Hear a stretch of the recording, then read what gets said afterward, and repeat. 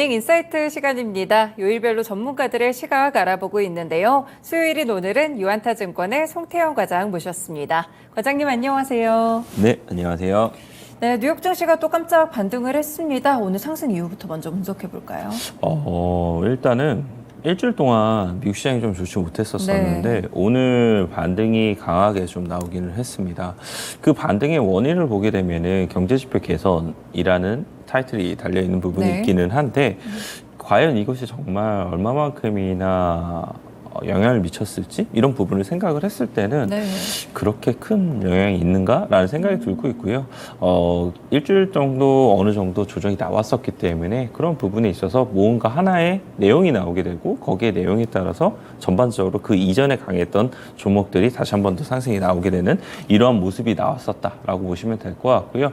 네. 생각보다는 그 흐름 자체가 강했었기 때문에 오늘 국내 시장에서도 이런 부분을 많이 기대해 볼 수 있지 않을까라고 생각이 되고 있습니다.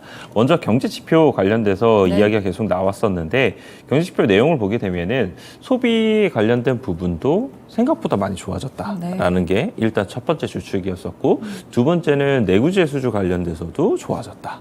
그리고 세 번째도 보게 되면은 주택 관련 지표도 의외로 좋아졌네? 맞아요. 라는 부분이었습니다. 그래서 이에 따라서 이 상세적인 내용은 많이 이제 여기저기서 나올 테니까 그런 부분을 보시면 될 것 같고, 이 경기 침체에 대한 우려감이 상당히 계속적으로 높았었던 부분이 있었었는데 그게 잠시나마 지워지게 되고 거기에 따라서 투자 심리가 회복이 되게 되면서 오늘은 일단 상승이 나온 이러한 부분으로 보시면 될 것 같고요. 네. 이 카슨그룹에서는 이러한 이제 의견을 제시를 했었었는데 올해 계속 들어왔던 말은 경기 침체가 임박했다는 것이었었는데 실제 경제는 생각보다 탄탄한 기반을 갖추고 있고 경기 침체의 가능성은 개별 경제 지표를 보면 감소하고 있다라고 얘기를 했습니다. 그래서 이러한 부분이 결국은 경기 침체에 대한 우려감이 낮아지게 되면서 투자 심리를 좋게 만들었던 부분이었다라고 이야기를 하고 있고요.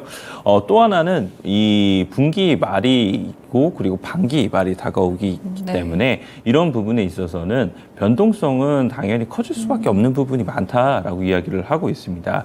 인터랙티브 인베스터에서는 분기와 반기가 끝나는 마지막 주에는 이 통상 일부 포트폴리오의 재조정이 많은 부분 초래가 되고 있기 때문에 네. 그런 부분에 있어서 변동성이 다소 커질 수밖에 없는 부분이 있을 수 있을 거고 올해 같은 경우에는 특히나 이제 빅테크 관련된 종목들이 많은 상승률이 나왔었기 때문에 이런 부분에 있어서 차익 실현이라든지 이런 부분에 대한 수익률 확정에 대한 이런 부분이 많이 일어날 수 있는 부분이 생길 것이다라고 얘기를 하고 있습니다. 그래서 이러한 부분이 미국 시장에서도 계속적으로 이제 진행이 되고 있는데 네. 국내 시장에서도 똑같은 부분이 발생을 할 수 있다라고 생각을 해볼 수 있는 것 같고요. 어제도 사실 국내 시장에 보게 되면은 셀트리온 그룹주들이 하락폭이 상당히 맞아요. 크게 나왔었잖아요. 그 나왔던 내용을 사실상 보게 되면은 그렇게 크게 민감한 내용이 아닐 수도 있음에도 불구하고 이 외국인이라든지 아니면은 기관을 중심으로 이 매도세가 급하게 많이 나왔던 부분이 있었었거든요. 네. 그런 부분이 어느 정도 윈도우 드레싱이라든지 아니면은 이런 수익률에 대한 확정 때문에 일어난 부분이 일부 있지 않나라고 생각을 해볼 수 있는 것 같고요. 국내에서도 이런 변동성은 분기 말까지 계속적으로 더욱더 커질 가능성이 상당히 높아 보인다라고 말씀드리도록 하겠습니다. 네, 월가에서도 이제 의견들이 많이 부딪히는 것 같아요. 상승이나 하락에 대해서 다양한 의견들이 나오고 있고, 그래서 시장이 방향성이 조금 없게 움직인다, 이런 생각이 좀 드는 것 같은데, 사실 이제 상반기에 이게 미국 증시를 이끌었던 종목들이 빅테크잖아요. 이번에 또 빅테크 종목들이 다시 올랐어요. 특히 메타 또 3% 정도 올랐는데, 이유가 있었을까요? 말씀하신 것처럼 메타가 다시 한 번 더 AI 관련돼서 수혜를 좀 볼 수 네. 있다라는 부분이 이야기가 나오고 있습니다. AI 관련돼서 지금 챗봇 기능을 곧 출시할 계획으로 갖고 있다라고 얘기를 하고 있는데 이 챗봇 기능을 사용을 하다 보면은 자연스럽게 플랫폼에서 이 사용자들의 이 사용 시간이 늘어나게 될 거고요. 네. 그에 따라서 이제 광고 수익이 늘어날 수 있다라고 UBS에서는 의견 제시가 나왔던 부분이 있었습니다. 이에 따라서 목표 주가가 300불이었었는데 355불로 상향 조정을 했던 부분이 있었었고요. 네. 시티에서는 이제 2분기에 걸쳐서 릴스 사용자들의 광고 노출이 17%로 늘어나게 되면서 릴스의 광고 포맷이 정착이 된 부분이 있었다라고 얘기를 하고 있습니다. 사실 원래 본래적으로 하였던 일 자체가 이제 광고 수입에 대한 부분이었었는데 그 광고 수입에 대한 부분이 릴스에서는 과연 얼마만큼이나 잘 수익화가 될 수 있느냐 이 부분이 문제였었는데 이 부분이 어느 정도 안정화가 되고 있다는 것은 결국은 메타가 돈을 벌어들일 캐시카우를 안정적으로 만들 수 있다는 것을 의미를 하게 될 수 있습니다. 그래서 시트에서도 이런 의견과 함께 목표 주가를 315불에서 360불로 이제 올리는 모습이 있었다라고 보시면 될 것 같습니다. 그래서 메타 같은 경우에 한 3% 정도 상승세가 나오게 됐었는데 그 외에도 보게 되면 마이크로소프트라든지 아니면 애플 같은 경우에는 한 2%에 가까운 상승세가 나왔었거든요. 그런데 요 근래 계속적으로 이제 빅테크 관련된 종목들을 보게 되면은 워낙 주가가 많이 상승이 나왔었기 때문에 이에 따라서 밸류에이션에 대한 매력도라든지 이런 부분이 계속 줄어들고 있다. 그렇기 때문에 이 고평가에 대한 부분이 상당히 부담스럽다라는 의견도 상당히 많이 나오고 있거든요. 그래서 이러한 어떤 목소리가 더욱더 주류를 이루게 되는지 이 부분이 결국은 지수의 방향성에 대한 부분도 어느 정도는 일단락하면서 같이 갈 수 있는 부분으로 나올 수 있지 않을까라고 생각을 해볼 수 있습니다. 전반적으로 반도체 종목들도 많이 올랐는데 그럼 이쪽도 AI 관련된 수요와 좀 연결시켜 볼 수 있을까요? 기본적으로는 역시나 AI 그리고 HBM 뭐 이런 이 이야기가 계속적으로 나오다 보니까 뭐 좋아지는 분위기는 있는 것 같아요. 그런데 이 CT에서 나왔던 의견을 보게 되면은 AI로 인해서 D램의 수요가 증가가 될 것이다라고 이제 이야기를 하고 있습니다. 이 엔비디아의 DGX 100 이 그래픽 프로세스를 기반으로 하고 있는 서버 같은 경우에는 이 기존 서버 대비 약 6배의 메모리가 필요하다라고 얘기를 했던 부분이 있었었고요. AI 관련된 메모리에 대해서 2023년도에 글로벌 D램 매출에 대비 한 16% 정도를 차지를 하고 있었었는데 이것이 2024년도에 31% 그리고 2025년도에 41%로 증가를 하게 되면서 결국은 우리가 계속적으로 생각을 했던 부분이 AI 관련돼서 지금 붐이 일어나고 있는데 그것이 결국은 엔비디아 실적으로서 돈이 된다는 것을 의미를 하게 됐고 그리고 그 관련된 서버 관련돼서도 이제 수요가 늘어나게 되면 결국 메모리 업황도 턴어라운드가 되는 것이 아니냐 이것에 관련된 이 로직 자체가 가능성이 상당히 높아지고 있다라고 생각을 해볼 수 있는데요. 어쨌거나 더욱더 중요한 것은 사실 마이크론 테크놀로지가 이제 28일 날 실적 발표 예정에 있게 되잖아요. 이 메모리 반도체 빅3 중에서 가장 먼저 이제 이 실적을 발표하는 부분이기 때문에 그 외에 나머지 업체들 관련돼서도 가늠자의 역할을 상당히 많은 부분 해줄 수 있을 것으로 예상이 되고 있고요. 실적에 대한 추정치를 보게 되면은 한 57% 정도가 줄어들 걸로 예상이 되고 있어요. 그래서 과연 실제 수치가 얼마만큼이나 예상치 대비 잘 나오느냐 이 부분도 첫 번째로 우리가 봐야 되는 부분이다라고 보시면 될 것 같고요. 두 번째 같은 경우에는 마이크론 테크놀로지가 지금 미중 갈등에서 계속적으로 노이즈가 발생을 하고 있잖아요. 그 관련돼서는 얼마만큼이나 여파를 받을 수 있을 것인지 그리고 그것 자체가 삼성전자라든지 아니면 메모리 업황 전반적으로에 대한 영향을 미칠 수 있는 것은 또 얼마만큼일 것인지 거기에 대한 부분이 두 번째로 우리가 봐야 된다라고 보시면 될 것 같습니다.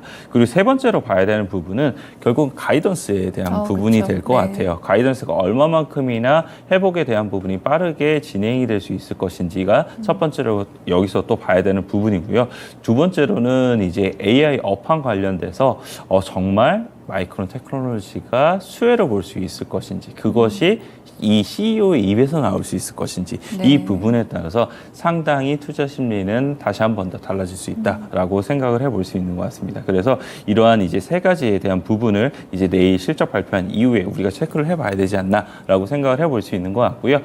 여기에 따라서 반도체 섹터가 추가적인 상승이 이루어질 수 있지 않을까라고 생각을 하고 있습니다. 그래서 오늘 국내에서도 보게 되면은 반도체 섹터 관련돼서 필라델피아 반도체 지수가 3% 넘게 상승이 나왔었기 때문에 더욱더 좋을 가능성이 상당히 높아 보인다라고 말씀을 드릴 수 있을 것 같고요. HBM 관련돼서 수혜주로서 거론이 됐던 종목들이 계속적으로 더욱더 좋은 움직임이 나올 수 있을 것 같은데 특히나 요 근래는 후공정 관련된 기업들이 상당히 좋았었거든요. 그래서 관련된 장기업체로서는 오로스 테크놀로지가 사실상 시장에서부터 이미 한 7% 정도의 상승세가 나왔던 부분이 있었었고요. 그 외에도 보게 되면은 뭐 두산 테스나라든지 아니면은 네페스아크라든지 이런 후공정단에서 아예 안 움직이던 부분도 이제 다시 한번 더 움직임이 나오기 시작을 했었거든요. 그래서 그런 업체들 같은 경우에도 오늘 움직임이 상당히 좋아질 수 있지 않을까라는 이런 기대감도 상당히 많은 것 같습니다. 그래서 이런 종목들도 함께 보시되 가늠자의 역할을 하는 종목도 우리가 봐야 될 것 같아요. 그래서 크게는 SK 하이닉스가 역시나 이 관련돼서 투자의 심리에 가늠자 역할을 할 수가 있을 것 같고요. 네. 조금 더 중소형 종목에서 보게 되면은 한미 반도체라든지 아니면 하나 마이크론이라든지 이런 종목들이 추가적인 상승이 나오는지 여부에 따라서 그 밑에 단에 있는 종목들이 더욱더 좋아질 수 있을 테니까 그러한 종목들까지도 함께 지켜보면서 그 밑에서 더욱더 탄력 있게 움직이는 종목들을 우리가 매매를 해보자라고 말씀을 드리도록 하겠습니다. 네, 반도체 종목들 국내까지 연결해서 전략 알아봤고요. 테슬라 이야기를 또 안 할 수가 없죠. 사실 어제 이제 전날이죠. 급락이 나왔다가 오늘은 이제 또 반등을 하는 모습이 있었는데 최근에 글로벌 IB들 시각이 조금 낮아지는 것 같아요. 테슬라에 대해서. 네, 말씀하신 것처럼 사실 월요일 시장에서는 6%가 하락을 했죠. 네. 그리고 오늘 한 4%에 가까운 반등이 나오게 됐는데 지금 글로벌 IB들이 테슬라가 장기간 동안 많이 상승을 하게 되면서 밸류에이션에 대한 부담감이 상당히 높다라고 네. 얘기를 하고 있습니다. 바클레이즈 같은 경우에는 자동차 시장의 펀더멘탈이 결국은 영업이익률의 하락으로 오게 될 것이다라고 이야기를 했던 부분이 있었었고요. 그리고 모건 스탠리 같은 경우에는 현재 주가 수준이 적정 수준이다라고 얘기를 했습니다. 네. 그리고 DG뱅크 같은 경우에는 투자 의견을 매수해서 매도로 조정을 하게 되면서 네. 썩 좋지 못한 이러한 이제 의견들이 나오고 있었었는데 반대로 번스테인에서는 이 긍정적인 의견을 좀 제시를 한 부분이 네. 있었습니다. 이 7월 3일 날 보게 되면은 테슬라가 2분기 관련돼서 인도 대수를 이제 발표를 하게 될 텐데 여기를 기점으로 다시 한 번 더 우수한 인도 대수를 발표를 하게 되면서 이 흐름이 변화가 될 수 있다라고 얘기를 했던 부분이 있었었고요. 네. 하반기에는 4680 배터리셀의 생산 추이라든지 아니면은 다시 한 번 더 이익률에 대한 확대 기회라든지 아니면 이 사이버 트럭의 판매 상황 뭐 이런 부분이 결국은 2023년도 하반기에 테슬라의 상승 촉매제로서 이 작용할 가능성이 상당히 높다라고 얘기를 하게 되면서 2023년도에 베스트 픽의 종목에 선정을 했던 부분이 있었습니다. 그래서 테슬라 같은 경우에도 목소리의 전반적인 퀄 자체는 상당히 이제 고평가가 되고 있고 다소 쉬어가야 된다 이러한 분위기로 상당히 가고 있기는 한데 이 7월 3일날 얼마만큼이나 인도 대수에 대한 부분이 잘 나오게 되고 그리고 이익률에 대한 부분이 결국은 7월 19일날 실적 발표에 나오게 될 거거든요. 그렇죠. 그래서 거기서 그 시장의 기대치를 얼마만큼이나 서프라이즈하게 넘어서는지 그 부분에 따라서 테슬라가 다시 한 번 더 상승이 이루어질 수 있는지 이 부분을 한번 지켜봐야겠다라고 말씀을 드리고 싶고요. 뭐 그 관련돼서 리비안이라는 루시드 같은 경우에도 어제 상승폭이 상당히 강했었는데 반대로 생각을 해보게 되면은 이 로스터 모터스 같은 경우에는 파산 신고를 이제 하게 네, 됐었잖아요. 그만큼 이제 이 전기차, 이 신생 업체들 같은 경우에는 테슬라, 리비안, 루시드를 제외하고는 사실상 이제 대부분의 업체들은 많이 힘든 이러한 모습을 보이고 있다라고 보시면 될 것 같고요. 그 관련된 업체들이 어느 정도 이 제거가 된 이후에서는 다시 한 번 더 뭐 이익률에 대한 부분이나 이런 부분이 좋아질 수도 있지 않을까 이렇게 생각을 하고 있습니다. 네, 테슬라 인도 대수도 이제 얼마 후에 발표가 되니까 함께 체크해 보시면서 투자 전략 짜보시면 될 것 같습니다. 간밤에 또 상승했던 급등 종목들 몇 가지만 볼게요. 먼저 유니티도 15% 올랐더라고요. 네, 유니티 15% 올랐는데 사실 왜 올랐을까에 대한 고민이 좀 있었어요. 네. 근데 웨스파고에서 나온 의견을 보게 되면은 2022년도 7월 달에 인수를 아이언 소스라는 회사를 인수를 하게 돼요. 네. 이 회사 자체가 이제 모바일 게임에 대한 순위에 대한 리뷰라든지 아니면 마케팅이라든지 이런 걸 전문적으로 하는 회사였었는데 이 회사를 결국은 활용을 하게 되면서 M&A의 성과가 이제는 나타날 수 있다. 이에 따라서 유니티에 대한 강력한 생태계가 구축이 될 가능성이 상당히 높은데 여기에 이 애플의 비전 프로에서 유니티 앱에 대한 사용 지원도 상당히 많은 부분 하기 때문에 이러한 부분 역시나 시장의 기회로서 확대가 될 수 있다라는 의견을 제시를 했던 부분이 있었습니다. 이에 따라서 유니티가 한 15% 정도 상승이 나오게 됐었고요. 만약 그렇게 되면 이제 메타버스로에 대한 부분이 더욱더 기대가 좋아질 될 수 수 있겠느냐, 있겠네요. 이 네. 부분에 대한 부분도 확인을 하기 위해서 다른 업체도 한번 봐봤었는데 이 로블록스 같은 경우에도 한 7% 가까운 상승세가 나오게 됐습니다. 네. 이 뱅크 오브 아메리카에서는 로블록스가 20% 중반대에 이 사용량 성장세가 계속적으로 이어지게 되면서 메타버스 플랫폼에 대한 입지를 계속적으로 확고하게 다지고 있다라고 얘기를 하고 있는데요. 사실 메타버스 관련된 종목들이 오늘 세 가지를 보게 되면 메타, 유니티, 로블록스 공교롭게도 다 세 종목 모두 다 네. 올라가게 된 부분이 있었었고 이 메타 같은 경우에는 이제 이 또 새로운 이제 VR 기기에 대해서 출시도 이 발표가 나왔던 부분이 있었었잖아요. 그래서 이런 부분이 메타버스가 오늘 틈새로서 한번 강하게 움직일 수 있는 부분이 있지 않을까라고 생각을 해볼 수 있는 것 같습니다. 네, 그렇군요. 그리고 이제 델타 항공 역시나 좀 실적 가이던스를 높였던 것 같은데 이 때문에 상승한 거죠? 네, 맞습니다. 델타 에어라인 같은 경우에도 CEO 인베스터 데이가 있었어요. 네. 거기서 이제 CEO가 발언한 내용을 보게 되면은 결국은 여행 섹터 전반적으로 수요는 강력한 부분이 있게 되는데 공급적인 측면은 여러 가지 재변 사항에 있어서 제약을 받고 있다라고 얘기를 하고 있습니다. 이에 따라서 항공권 요금이 계속적으로 지지될 수밖에 없는 배경이 되고 있다라고 얘기를 하고 있고요. 강력한 가격 결정력을 제공을 하고 있기 때문에 이 델타 에어라인의 실적은 더욱더 좋아질 수 있다라고 이야기를 하고 있습니다. 이에 따라서 이제 EPS 가이던스에 대한 부분도 기존보다 추가적으로 상향 조정을 하게 됐고요. 네. 이에 따라서 델타 에어라인이 한 7% 정도의 상승세가 나오게 됐던 부분이 있었었는데 여기에 또 하나의 뉴스가 나왔던 부분이 있습니다. 7월 4일 날 이제 보게 되면은 이 미국에 있어서 독립기념일인지 제가 지금 정확히 생각이 나지는 않는데 네. 연휴 기간이 있게 돼요. 그래서 미국 시장 같은 경우에도 휴장에 돌입을 하게 되는 부분이 있게 되는데 이 연휴 기간 동안에 결국은 이 여행 수요가 최고치에 도달을 다시 한 번 더 네. 하게 될 것이다라고 얘기가 되고 있고요. 여행 비용이 50% 이상 올랐음에도 불구하고 여행의 수요가 계속적으로 탄탄하다라고 이야기를 하고 있어서 이런 부분이 결국은 이제 이 델타 에어라인이라든지 이런 항공사 관련된 종목들도 상당히 강하게 움직이게 되는 동력이 되기도 했습니다만 그 외에도 보게 되면 카니발이라든지 이런 크루즈 네. 업체들 상당히 강했었거든요. 그래서 이런 업체들까지도 전반적인 움직임이 상당히 좋지 않을까라고 생각을 해볼 수 있는 것 같습니다. 네, 여행은 이제 계속해서 좀 회복이 되고 있는 것 같습니다. 항공주들의 반응이 되고 있다는 점도 함께 살펴보시면 될 것 같고요. 마지막으로 오늘 국내 증시 전망이랑 관련 종목도 한 가지 꼽아주세요.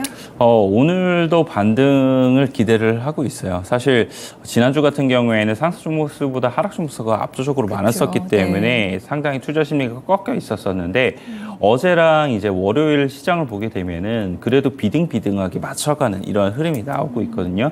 그만큼 투자 심리가 회복이 되는 가운데서 미국 시장이 상당히 그 이전부터 강했던 섹터군들이 다시 한 번 더 상승이 나왔다는 것은 국내에 있어서도 반도체 섹터 혹은 2차 전지 관련된 섹터도 추가적인 상승이 나올 수 있지 않을까 이러한 기대감을 상당히 많이 가져올 수 있는 것 같고요. 다만 이제 오전 같은 경우에 반도체 섹터가 보다 더 강하게 움직일 가능성이 있기 때문에 그러한 부분에 있어서 종목 같은 경우에도 관심 있게 보자라고 말씀을 드리고 싶습니다. 그래서 오늘 가지고 온 종목은 대덕전자 가지고 네. 왔는데 대덕전자 같은 경우에도 결국은 AI에 대한 반도체 그리고 HBM의 수요가 확대가 되게 되면은 이 FPGA에 대한 기판에 대한 필요성이 더욱더 많아질 수밖에 없다라고 보시면 될 것 같고요. 타 업체들 대비했을 때보다도 이 대덕전자가 매출 비중이라든지 매출액이 빠르게 FPGA 부분에서 이 성장을 하고 있다는 이런 점을 감안하게 되었을 때에는 충분히 오늘도 이 상승에 대한 기대감을 가져가 볼 수 있는 종목이 될 수 있다라고 말씀을 드리고 싶고요.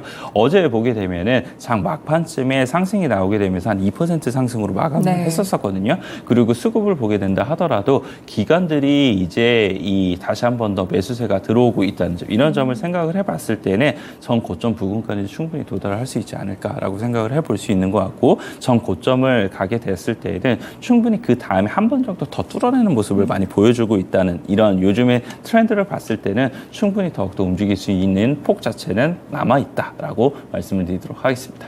네, 오늘 국내 증시 상승으로 출발이 예정되어 있는 가운데 일단 대덕전자 또 관심 종목으로 꼽아주셨습니다.